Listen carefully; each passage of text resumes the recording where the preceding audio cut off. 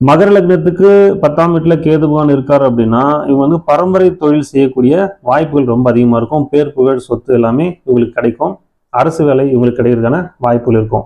Negative side சொல்லணும் அப்படின்னா இவங்களுடைய கண் பார்வையில் இல்லாத ஒரு தொழில் செய்யறாங்கன்னா, தொழில் வந்து செஞ்சு விட்டுட்டு இவங்க எங்கேயாவது போயிட்டு யாரையும் வச்சு பார்த்துக்கிறாங்கன்னா அந்த தொழிலெல்லாம் கெட்டு போறதுக்கான வாய்ப்புகள் இருக்கு. இவங்க வந்து இன்வால்மெண்டா இருந்தால் மட்டும்தான் அந்த தொழில் சிறப்பும். கும்ப லக்னத்துக்கு 10ஆம் வீட்டுல கேது பகவான் இருக்காரு அப்படின்னா இவங்க ஒரு சிறந்த நீதிபதியா இருப்பாங்க. அரசு வேலை செய்யறதுக்கான வாய்ப்புகள் அதிகம், விவசாயம் செய்யறதுக்கான வாய்ப்புகள் அதிகம், சேவை தொழில் செய்யறதுக்கான வாய்ப்புகள் அதிகம். நெகட்டிவ் சைடு சொல்லணும் அப்படின்னா இவங்க வந்து ஈகோவா இருப்பாங்க. இவங்க சொல்றது தான் மற்றவங்க கேட்கணுன்ற சூழல் அவங்களுக்கு இருக்கும். அதனால நிறைய சங்கடங்கள் அனுபவிப்பாங்க. மீன லக்னத்துக்கு 10ஆம் வீட்டுல கேது பகவான் இருக்காரு அப்படின்னா அரசு வேலை, ஆசிரியராக இருக்கிறது, ஆன்மீகம் சார்ந்த வேலை, மக்களுக்கு சேவை செய்யக்கூடிய வேலை, இதெல்லாம் கிடைக்கிறதுக்கான வாய்ப்புகள் அதிகம். நெகட்டிவ் சைடு சொல்லணும் அப்படின்னா இவங்க நிலையான மனநிலை இருக்காது. அதனால நிறைய விஷயத்தை இழக்க வேண்டிய சூழல் ஏற்படும்.